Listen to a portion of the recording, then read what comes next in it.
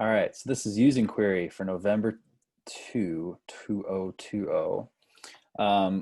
Over the last number of weeks, our team, in particular Chris, has focused a lot on integration. So working with query data or your favorite data sets in another of your preferred apps, and then having a place in the lifecycle of that work for query to kind of jump in. And that's been really kind of exciting for us. And so today we're going to kind of focus this using query call on two blog posts, but not so much the blog posts, but really the flows of archiving your data that you've used in Airtable or Google Sheets with the help of query. Kind of taking snapshots in time of that data set as you manipulate it in some of those other pretty popular apps. So I think Chris is going to do most of the demoing, but there will be links to the blogs that reference the work Chris is showing off today inside the description. So make sure you check those out in case you find those useful. Awesome. Shall I take control? Sure. All right, let's share my screen. And let's go to desktop 1. Okay, can you see my screen?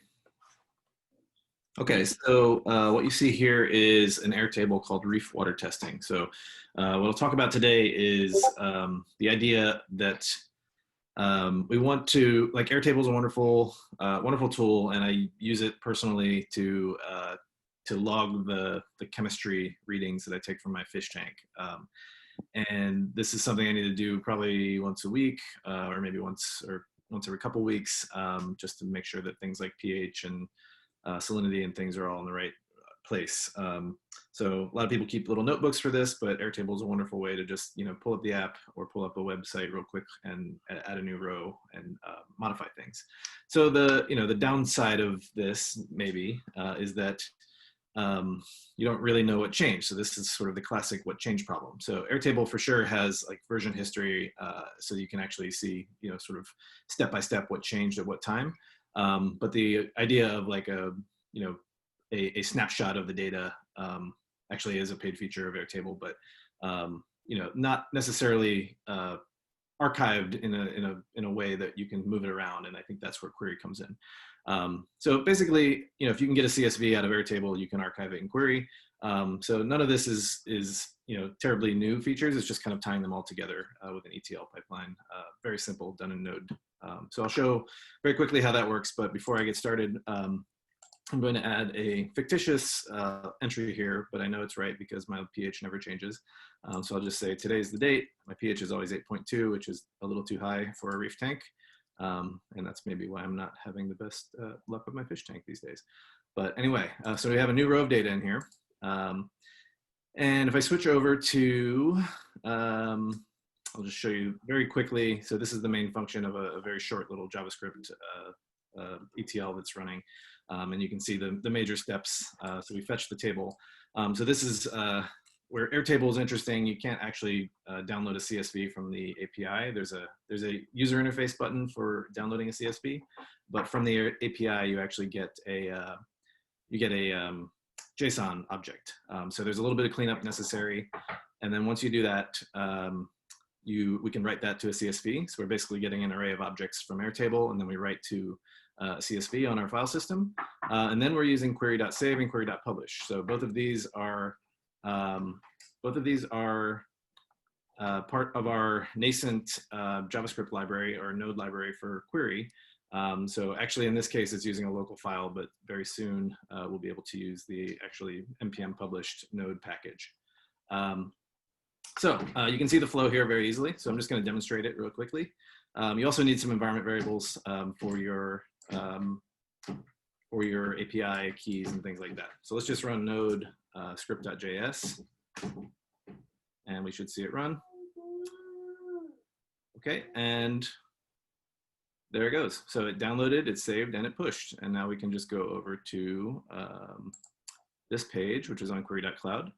And we should see, if I refresh this, instead of 5 days ago, which was when I actually wrote all this stuff, we should see. Oh, you know what? I did this with the wrong query account. We're going to try it one more time, actually. Okay, so let's do, I'm gonna run query switch, which is another little JavaScript package we've got going here. And we're going to switch to my main account, which is use default query profile. And let's close that.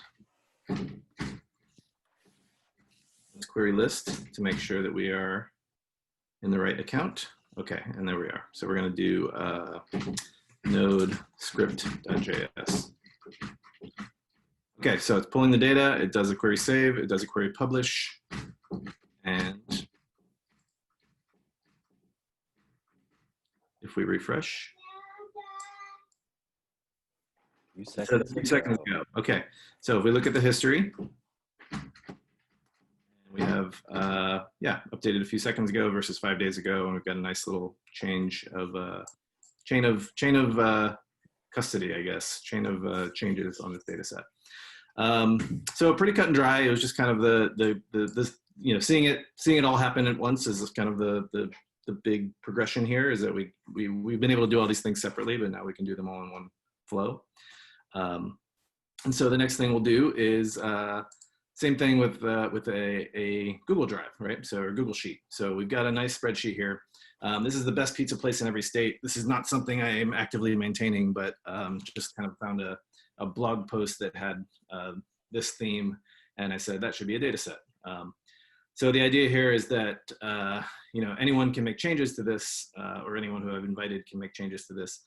But we're actually adding new value to this data by adding a website column, because there was no explicit website column that I could scrape out of the data when I first pulled this in. So I've got a state and I've got a pizza joint. So now we're going to contribute to this data set by, I'm just going to go look up Moose's Tooth and Pub Pizzeria. All right, I found Moose's Tooth Pub and Pizzeria, moosestooth.net, and this is in Alaska. So someday we'll go there. Okay, so we have one more addition to the website columns. You can imagine, you know, multiple people contributing to this, but we want to use query to you know, give us some snapshots that are easily portable that we can publish.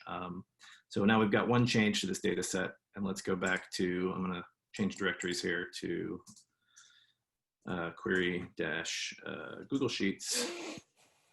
So this one's a little more cut and dry because you can actually get a download link for a CSV from Google Sheets. So if we look at the code here very easily, this is our CSV URL. So all you've got to do is set the Google Sheet to public, and then you can get a single URL that'll download a CSV. We download the file, which just saves it to the local file system. And then just like in the other script, we run query.save and then query.publish, which I guess this should be query.push these days. So let's run that, and let's say node script.js. And there it goes. So data set saved. Now it's pushing. Oops. Sometimes you get so we should see actually, that's interesting. I was expecting it to not save because nothing changed, but anyway, looks like the push was successful. And let's go over here to best pizza place in every state. So this was updated 4 days ago, which is right after I wrote this blog post. You can see that it only had that one website in it. So if we hit refresh on this, because it was just pushed, now it says a few seconds ago, we've got 2 websites. If we click on history, we can see a nice little history tab. So yeah, these are just kind of experimental, like mini ETLs, and really the Google Sheets one more or less could work with any CSV as long as you can give it a URL. So it's kind of a generic CSV you know, connector and just a few lines of JavaScript.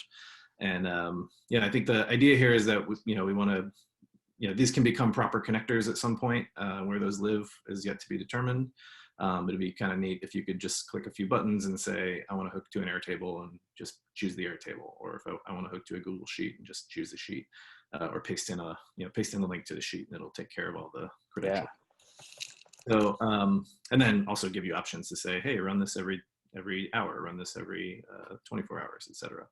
So I think that's all I've got to show. But you know, the Reef Tank one. You know, I could probably use some kind of hook or something to actually check when I make changes, or just run it on a schedule. That one I actually use. This pizza place one is mildly interesting, but you know, maybe people will come along and actually add some stuff to it, and that would be wonderful. What's the New York one we were inquiring while you stepped away? Let's take a look. New York. Oh, Defara. Quora. Of course. Okay, there we go. So anyway, that's my demo of these sort of mini ETLs. That is so cool. There's applause from the videoed. Yeah, I think that's great, Chris. Straightforward, easy. I think it plays. And I think the interesting thing here is like we had some questions from folks in Discord, like when do we use this? When do we use Starlark transforms? And the answer is, in my mind, whatever you're most comfortable with, whenever you're most like, it's just really nice that for those who are more used to writing JavaScript, who are used to writing node code, this exists. And I don't think there's anything better one way or the other. It's nice. It's very nice to see. I like writing node code. I think it's fun. Cool. We can keep this brief and punchy unless there's other. I think we also do have a quick demo from Asmir. Are you ready to demo Oh, sorry about that. Sure. I mean, it's quick and short, but let's do. That's the theme. It's fine. Let me share my screen real quick. Okay, you guys see my screen? Yeah. Cool. So my demo is fairly short. As you can see, like there's like a query.cloud and a dev.qri.cloud. And essentially in the near term, we should move from query cloud to dev.qri.cloud. The domains will flip. But the result is we upgraded to some new infrastructure and things are much faster and snappier. So I'll just hit refresh on both and you can like decide for yourself on the winner. And I can do it. The one on the right. Yeah. So essentially we cut the load times about 5x, and we did it also like 3x about a month ago. So things are much snappier right now. You can open up any of these and it should all be faster in general. So, and I'm slow in clicking, so.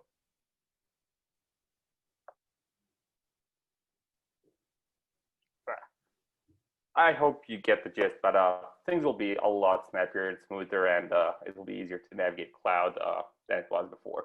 And this would also impact like general cloud performance, like pushing data sets, pulling data sets in terms of like just raw interaction with any kind of like query cloud stuff.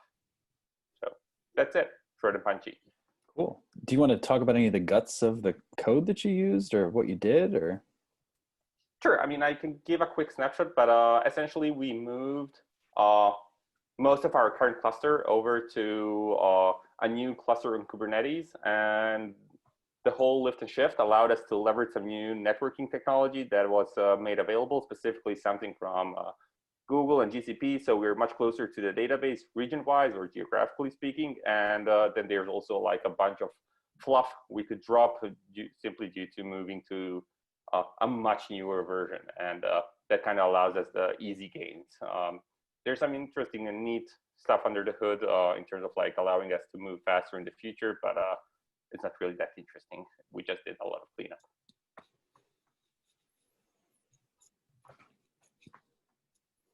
Fantastic. I think it's the big threshold being crossed as it now loads in less than a second, which is a very big deal. Cool. Well, that was fun and easy. Questions, comments, concerns, criticisms, foibles? You said that would be migrated over. Do we have like a ETA on when Query Cloud will be doing that, moving that quickly? Hopefully end of week. That's a target date. We'll see. I mean, no problems right away, but I'm fairly confident like starting Monday, everybody will be living on a new cloud. Cool. Great. Well, let's wrap it there.